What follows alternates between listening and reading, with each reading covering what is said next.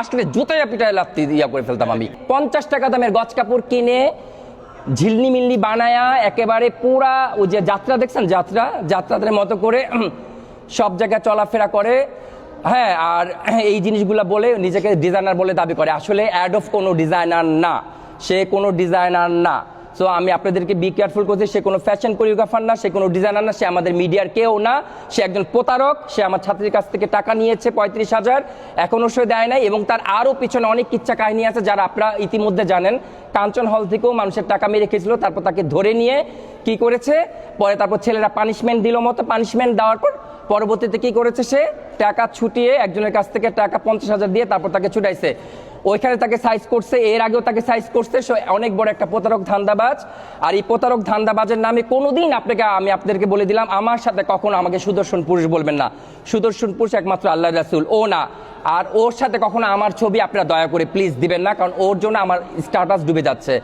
আমি একাধারে একজন ইন্টেরিয়র ডিজাইনার, নাম করা বাংলাদেশের নাম কয়েকজনের মধ্যে একজন ইন্টেরিয়র ডিজাইনার। এবং আমার ডিজাইনার যারা দেখেছে, আমার ডিজাইনিং যারা জানে দেখে, বা আমার যারা কাস্টমার ক্লায়েন্ট তারা সবাই জানে কেমন আমি ইন্টেরিয়র ডিজাইনার, আমি কেমন তারা সবাই জানে। আমার কাজ কতটা পশ, কতটা ইউনিক, ওয়ার্ল্ড ওয়াইজ আমার কাজ চলে। ইভেন হচ্ছে আমি ফ্যাশন ডিজাইনিং নিয়েও লেখাপড়া করেছি, ফ্যাশন ডিজাইনিংয়েরও কাজ করছি। আমি মহারাষ্ট্র ইন্ডিয়া থেকে ফ্যাশন গ্রুমিংয়ের উপর ক্লাস করে আসছি। আর আমি ছোটোবেলা থেকেই তো নৃত্যশিল্পী, আমার বেজই হচ্ছে ভারতনাট্যম। তো ছোটোবেলা থেকেই আমরা কালচারাল মাইন্ডের। হ্যাঁ, তো কিন্তু মাঝখানে এই বেয়াদবগুলা ঢুকে এসে এগুলো কথা বলছে। এই বেয়াদবটার জন্য পুরো আমাদের মিডিয়া ইন্ডাস্ট্রিটা কুশলিত হচ্ছে। তো এগুলো আমাদের রুখে দাঁড়াতে হবে, অবশ্যই ওর উপর রুখে দাঁড়াতে হবে এবং আইনি ব্যবস্থা নিতে হবে। আমি মনে করি যে এত বড় স্পর্ধা, ওকে বলে আমি বলে কপি করি, এই জারজটাকে বলে আমি কপি করব, এই বদমাইশটাকে, যেটা নাকি বাটপাট চিটার 1 নাম্বার, এই বদমাইশটাকে বলে আমি বলে কপি করি, ধারণা A to Z বলে আমি কপি করি, ডিজাইনার হয় না। তো সে ওইখান থেকে এসে গজ কাপড় কিনে, বেয়াদবটা, তোর কোন ড্রেসটার সাথে আমার ম্যাচিং আছে, তোর কোন ড্রেসটা আমি পরছি, তোর ড্রেস হিজড়াও পরবে না।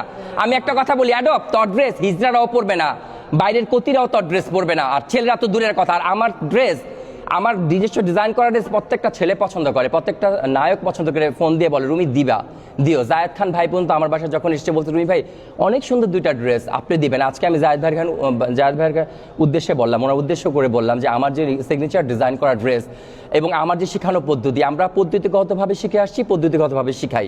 কিন্তু এই বাটপার চিটারটা আমাদের পুরো মিডিয়াটাকে অন্ধকার, থার্ড ক্লাস, লো ক্লাস বানায় ফেলছে। খুবই ঘৃণা লাগে এটাকে দেখলে। আর এটারে বলে আমি কপি করি, খুবই হাস্যকর, পুরা একেবারে যাত্রাপালা। So be careful. আপনারা সবাইকে আমি হুঁশিয়ার করতে চাই, অ্যানাউন্স করতে চাই, এই বাটপার প্রতারক চিটার থেকে হেফাজতে থাকবেন।